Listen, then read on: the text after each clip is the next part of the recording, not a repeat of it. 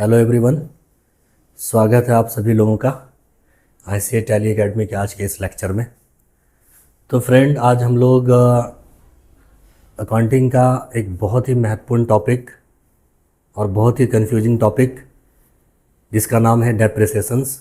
इस डेप्रिसिएशंस के बारे में हम लोगों ने पिछले वीडियो में देखा था कि डेप्रिसिएशंस होता क्या है, डेप्रिसिएशंस कहते किसको हैं, डेप्रिसिएशंस का मीनिंग क्या होता है ना। ये सब चीज़ें हम लोगों ने पिछले क्लास में देख कर रखा था।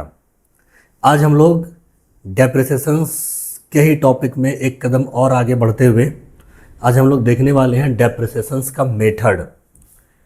तो डेप्रिसिएशंस का तो वैसे तो बहुत सारा मेथड होता है, जैसे कि स्ट्रेट लाइन मेथड, जैसे कि WDB मेथड, जैसे कि आपका एन्युटी मेथड, जैसे कि आपका इंश्योरेंस पॉलिसी मेथड, जैसे कि आपका हो जाएगा सिंकिंग फंड मेथड, जैसे कि किलोमीटर मेथड, जैसे कि आवर मेथड। बहुत से प्रकार का मेथड होता है, लेकिन हम लोग अभी सिर्फ 2 प्रकार के मेथड के बारे में डिस्कशंस करेंगे। पहला जो मेथड है आपके सामने में, उस मेथड का नाम है स्ट्रेट लाइन मेथड। पहला जो मेथड है उस मेथड का नाम है आपका स्ट्रेट लाइन मेथड, यानी कि शॉर्ट में कहते हैं इसको SLM। दूसरा है आपके सामने में WDB मेथड, यानी कि write down value method. SLM को और भी कई सारे नामों से जाना जाता है, जैसे एक दूसरा नाम होता है इसका ओरिजिनल कॉस्ट मेथड। इसी का दूसरा नाम क्या होता है? Original cost method. इसका एक और भी नाम होता है जिसको हम लोग कहते हैं फिक्स्ड इंस्टॉलमेंट मेथड। इसका एक और नाम होता है, यानी कि इसको कई सारे नामों से हम लोग जानते हैं, यानी कि SLM method, straight line method, या दूसरा नाम होता है इसका ओरिजिनल कॉस्ट मेथड, तीसरा होता है इसका फिक्स्ड इंस्टॉलमेंट मेथड। दूसरा आपके सामने में है यहाँ पे WDB मेथड। WDB मेथड का फुल फॉर्म क्या होता है? इसका मतलब होता है रिटेन डाउन वैल्यू मेथड। इसी का दूसरा नाम होता है बैलेंस मेथड भी कहते हैं इसको क्या कहते हैं हम लोग? इसी का दूसरा नाम होता है बैलेंस मेथड। इसको एक और नाम से जानते हैं जिसका नाम क्या? जिसका नाम है बैलेंस मेथड, या फिर रिड्यूसिंग बैलेंस मेथड भी कहते हैं इसको। तो ये कई सारे नाम हैं जो कि एग्ज़ाम में अक्सर नाम चेंज करके पूछ लिया जाता है आपसे।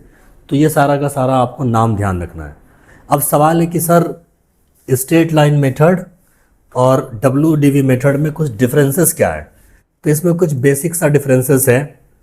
जैसे सबसे पहला डिफरेंस क्या है कि कैलकुलेटेड ऑन ओरिजिनल कॉस्ट, यानी कि SLM वाला जो मेथड होता है, SLM वाला जो मेथड होता है, इस वाले मेथड में हम लोग क्या करते हैं? हमेशा ओरिजिनल कॉस्ट पे, यानी कि मशीन को खरीदने के समय में या फिक्स असेट्स को खरीदने के समय में जो उसका जो वैल्यू होगा, जो उसका जो प्राइस होगा, उसी प्राइस पे क्या होता है? तो उसी प्राइस पे हमेशा डेप्रिसिएशन चार्ज होता है। जैसे सपोज करो कि हमने एक मशीन परचेज किया 1 लाख रुपए में, तो पहले साल अगर डेप्रिसिएशन लगाना होगा तो हम लोग लगाएंगे 1 लाख का 10%। अगर 10% के दर से दिया रहे अगर, तो दूसरे साल भी जो लगाना होगा वो भी किस पे लगाना होगा?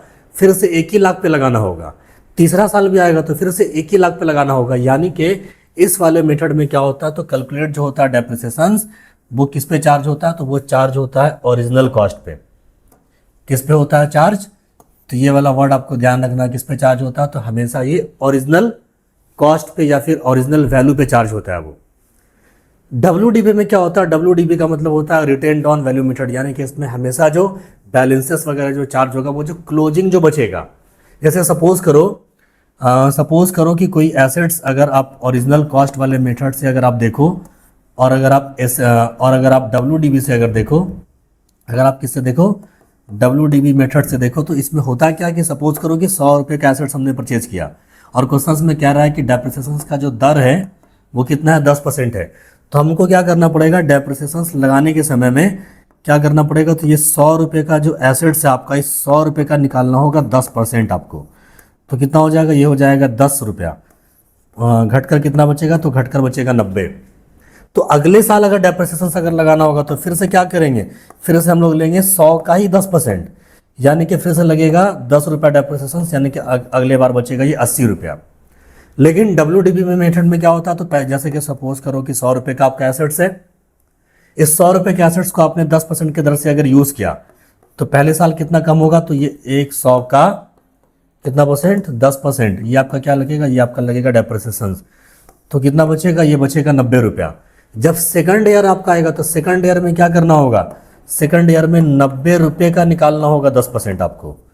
तो कितना हो जाएगा, ये हो जाएगा 9 रुपया, यानी कि ये बचेगा कितना, ये बचेगा 81 रुपया।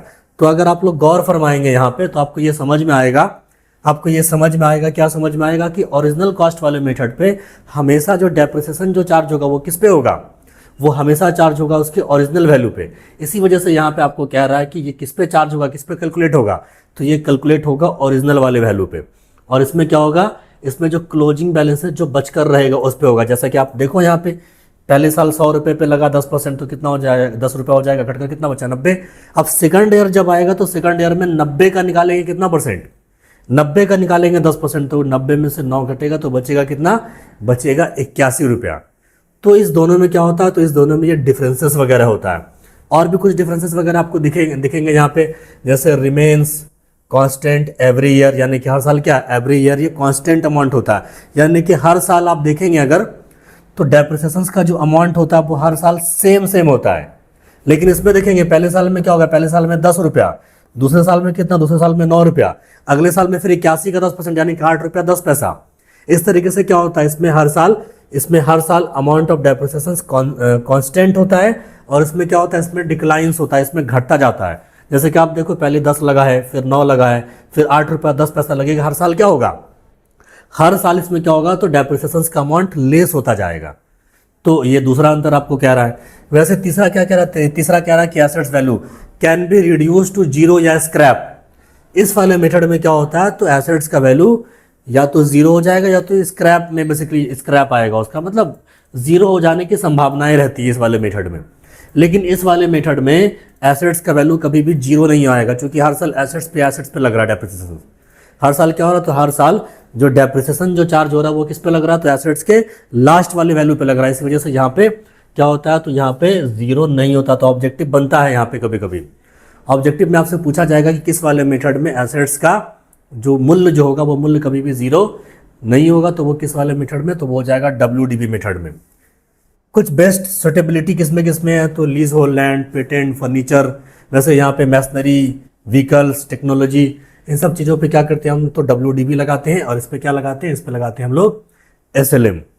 तो बेसिकली आप लोगों को ये समझ में आया होगा कि दोनों वाले मेथड में, यानी कि SLM में और WDB में क्या डिफरेंसेस होते हैं।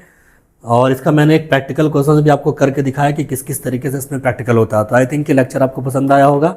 लेक्चर अगर पसंद आया हो तो लेक्चर को आप दोस्तों के साथ में शेयर करें, लाइक करें, सब्सक्राइब करें। Thank you for watching.